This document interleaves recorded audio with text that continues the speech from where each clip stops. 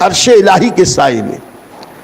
قیامت کے دن جب سورج سوا نیزے پہ ہوگا، اور سورج سوا نیزے پہ جب ہوگا وہ بھی اس حیثیت سے کہ ابھی سورج کا منہ اوپر ہے، سورج کی پیٹھ نیچے ہے، تو اتنی گرمی ہے، اور قیامت کے دن سورج پلٹ جائے گا، اس کا منہ نیچے ہوگا، پیٹھ اوپر ہوگی، اور سوا نیزے پہ آ جائے گا۔ اب یہ سوا نیزہ یہ سوا میل کے فاصلے پہ ہوگا، یا جو نیزہ ہوتا ہے وہ سوا نیزے پہ، یعنی بس یہ اتنی اوپر۔ کتنی گرمی ہوگی اس دن! اللہ تعالیٰ سارے اہل محشر کو محشر کی تپتی ہوئی کڑی دھوپ میں تپائے گا، لیکن اس دن ایک سایہ ہوگا، وہ ہوگا لواء الحمد، جھنڈے کا۔ وہ سایہ، وہ جھنڈا جو اللہ تعالیٰ نے اپنے محبوب کو عطا فرمایا، میدان محشر میں نبی کریم وہ جھنڈا لے کے جب آئیں گے، وہ جھنڈا سورج کے اور اہل محشر کے بیچ میں آڑ ہو جائے گا۔ اس وقت نبی کریم کے جھنڈے کا سایہ انہی کو ملے گا جو نبی سے محبت کرنے والے ہوں گے، نبی کی سنت پر عمل کرنے والے۔ خالی نبی کی محبت کا دعویٰ کر کے کام نہیں چلے گا۔ آج ہمارے نوجوان یہی کرتے ہیں، عید میلاد آئی تو خوب زرق برق لباس پہنا، نبی کا دامن نہیں چھوڑیں گے، نبی کا دامن نہیں چھوڑیں گے، نبی کا دامن نہیں چھوڑیں گے۔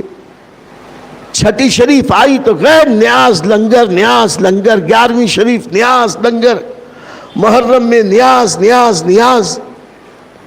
بہت اچھی بات ہے نیاز کرنے کے، تو ہم بھی کہتے ہیں اور ہم بھی کرتے ہیں۔ کوئی دلیل پوچھے تو لے آنا، ہم بتائیں گے نیاز کرنا جائز ہے، کار ثواب ہے۔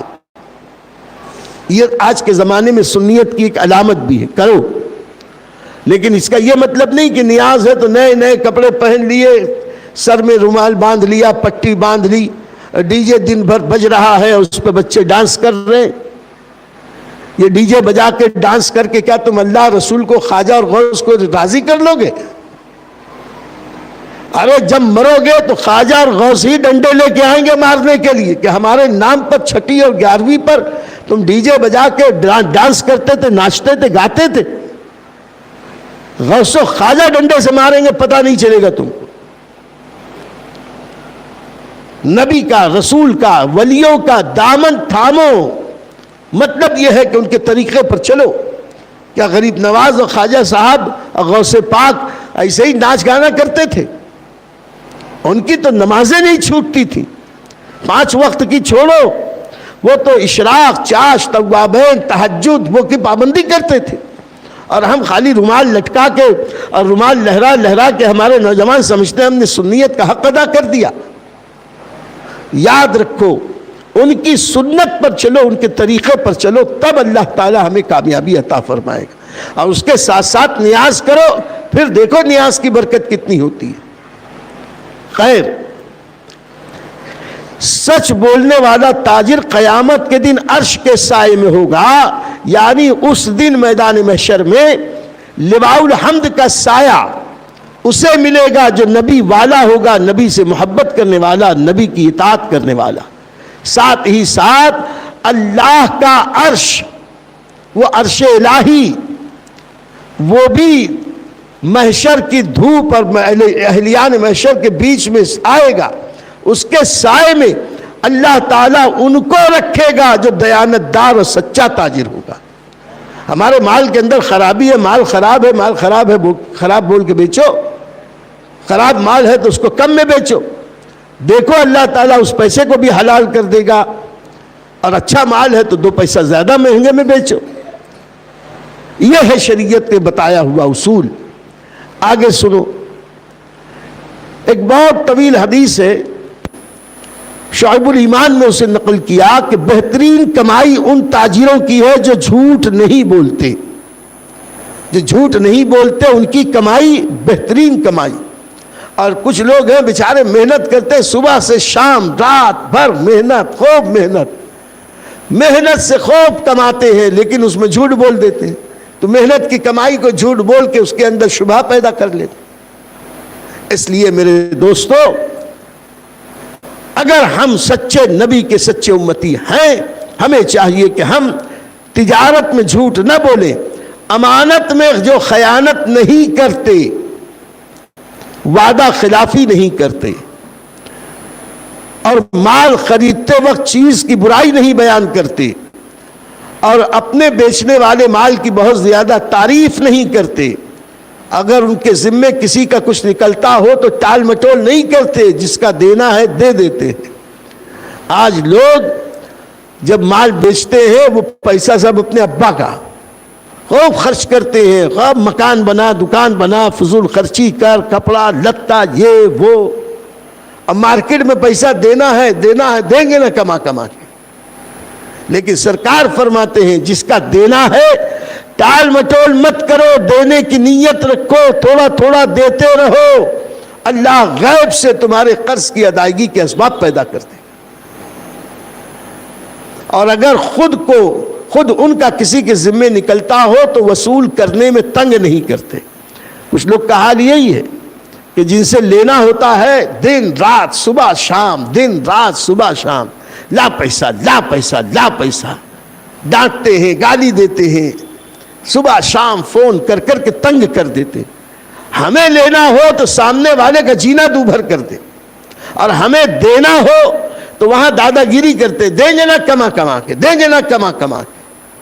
میرے دوستو، یہ اسلام نے ہمیں یہ نہیں سکھایا۔ نبی کریم صلی اللہ علیہ وسلم نے یہ ساری باتیں جو بتائی ہیں، میں نے اس پر آپ عمل کر کے دیکھیں، پھر دیکھیں کہ تجارت میں کتنی برکت ہوتی ہے، اور جو کمائی ہم کرتے ہیں وہ کمائی کہاں خرچ ہوتی ہے سمجھ میں آئی۔ آج ایک بہت بڑی بیماری لگ گئی ہے پوری سماج کو۔ ہمارے پاس لوگ دعا تعویذ کے لیے آتے ہیں، کہتے ہیں کیا بتائیں، گھر میں 5 کمانے والے ہیں، پیسہ تو بہت آتا ہے، کہاں جاتا ہے پتہ نہیں چلتا، پیسہ کہاں خرچہ ہو جاتا ہے پتہ نہیں چلتا، پیسہ آتا ہے پتہ نہیں چلتا۔ ہم نے کہا کہ تمہاری جیب میں چھید ہے کہ نکل جاتا؟ کیا چور نے گرہ کٹ نے جیب کاٹ لی؟ نہیں ایسا تو نہیں ہوا۔ کیا گھر کے اندر کوئی چور گھس کے چوری کر لی؟ نہیں ایسا بھی نہیں ہوا۔ جب سارا پیسہ تمہارے پاس آیا تم مان بھی رہے پیسہ بہت آیا، کہاں جاتا ہے پتہ نہیں چلتا۔ ابے تو خود لینے والا، خود ہی خرچ کرنے والا کہتا ہے مجھ کو پتہ ہی نہیں چلتا کہاں جاتا ہے، قطعی نہیں چلتا۔ یہ کتنا بھولی رادھا ہے تو، اتنی بھولی رادھا ہے، تیرے پتہ ہی نہیں چلتا کہاں جاتا ہے۔ سب پتہ ہوتا ہے لیکن تو بتانا نہیں چاہتا کہ اللے تللے میں خرچ کرتا ہے، غلط شوق میں خرچ کرتا ہے، فضول خرچی کرتا ہے۔ اور یہ نہیں ہوتا تو اللہ تعالیٰ ایسی بیماری میں مبتلا کر دیتا ہے کہ سارے پیسے ڈاکٹر کھا جاتے ہیں، یا کوئی ایسی مصیبت میں مبتلا ہوتا ہے کہ پھر پولیس اسٹیشن میں وکیلوں کے پاس سب پیسے چلے جاتے ہیں۔ تجھے خوب پتہ ہے پیسہ کہاں جاتا ہے، جھوٹ کہتا ہے کہ کہاں جاتا ہے پتہ نہیں چلتا۔ اتنے بھولے میاں ہے۔ میرے دوستو، یہ جو بے برکتی آتی ہے اس کی وجہ یہ ہے کہ ہماری کمائی میں مال میں کس نہیں ہے۔ ہم جھوٹ بولتے ہیں، غیبت کرتے ہیں، اپنا مال بیچنے میں پیتل کو بھی سونا بنا کے بیچتے ہیں، جب خریدنے جاتے ہیں دوسرے کو سونے کو بھی پیتل کے بھی ہلکا بتاتے ہیں۔ ہم قسم کھا کھا کے زندہ کرتے ہیں اور ہم اپنے مال کی خرابی کو بتاتے نہیں ہیں۔ تو جب اس طریقے سے اپنے مال کو ہم نے کھوٹا کر لیا تو وہ ایسے ہی اللے تللے میں خرچ ہوگا۔ اگر ان سے بچنا ہے ویسی تجارت کرو جیسی اللہ اور رسول نے ہمیں فرمائی ہے۔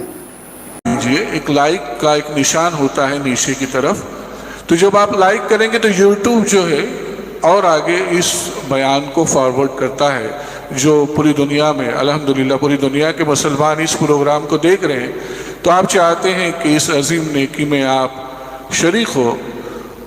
حضور خطیب برقاتی خلیفہ محدث کبیر حضرت علامہ وقار احمد رضوی صاحب قبلہ کے ملفوظات سے ہم ہمارے قلوب کو منور کر رہے ہیں۔ تو ان سنہری باتوں کو، ان قیمتی باتوں کو پوری دنیا میں پہنچانے کے لیے آپ ہماری مدد کریں۔